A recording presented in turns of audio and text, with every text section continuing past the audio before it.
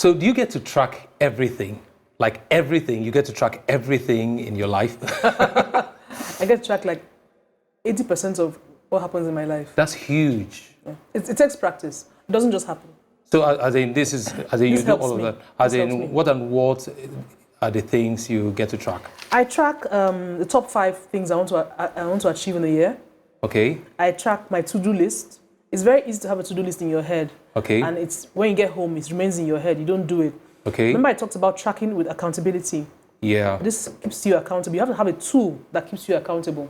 Okay. I track my spending. So I know, that's how I found out that I should never go into a shop without a list. Because I found out that when I go into a shop without a list, I end up overspending. I track what I eat. I track what the fruits I take. Because you're supposed to have 5 portions of fruits every day to be healthy. Okay. See how it impacts your life. You're supposed to have 8 glasses of water every day. I track. But can someone really live life like this? I mean, everything you're doing, you're actually taking your time to make sure it goes in a particular way. Being that intentional. You have to be. You have to grow into it. You have to learn. It's not something that happens. Like for me, it's not as if I'm moving through my day with my book, counting. No. I start my day. I start my day the night before. By planning the next day. By putting everything I want to accomplish in that day, the things I want to track, my to-do list, my appointments, my rhythm. Because you need to make Darren talks about your rhythm. Make plan for your rhythm. So I track my rhythm. So I put it in there.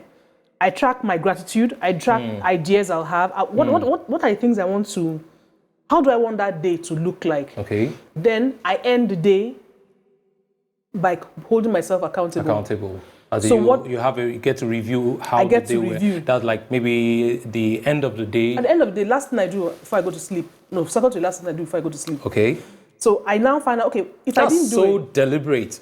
Remember I talked about intentionality. Yeah. You have successful people live intentional lives.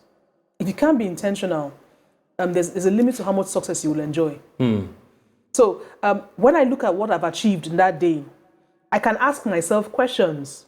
So why didn't I do this? Is it because of fear? Is there a bit of, is it procrastination? And I now know what screws or knots to bolt tighter. Okay. And I carry over.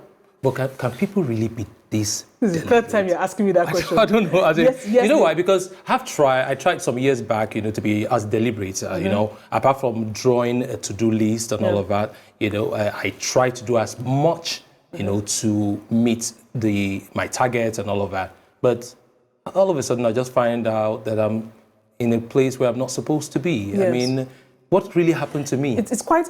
What happened to me? I'll say 2 things before I say that. One, I grew into this. Okay. It didn't just happen in a day. So it's possible.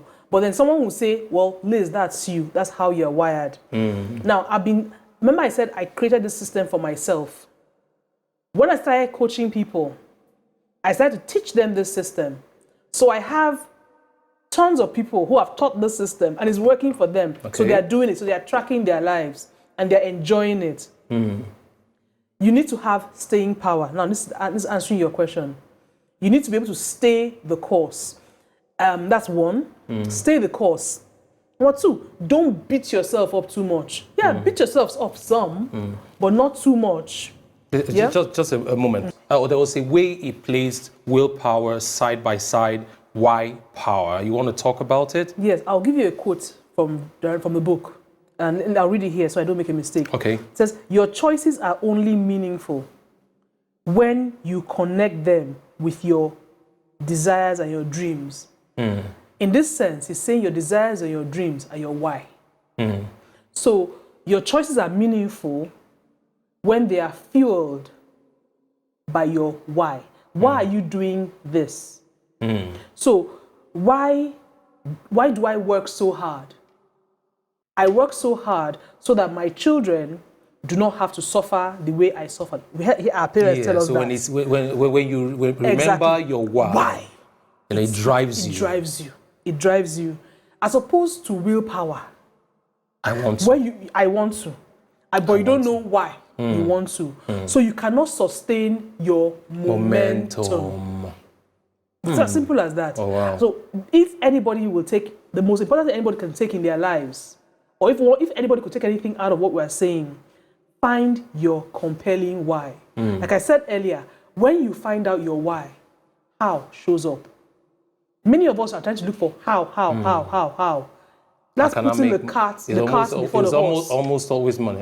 How do I get to make more money? Thank you. How do I get to achieve this? Exactly. And then you probably get to achieve it, and then you realize that it's not taking you in the direction you... Take, for example, what you're doing. Why are you doing what you're doing? That is why you are under these hot lights. You are doing... Is the light hot?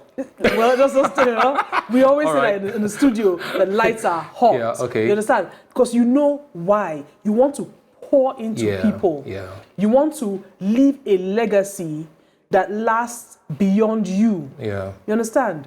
That's your why. So you will not be a flash in the pan because you know your why. That's hot.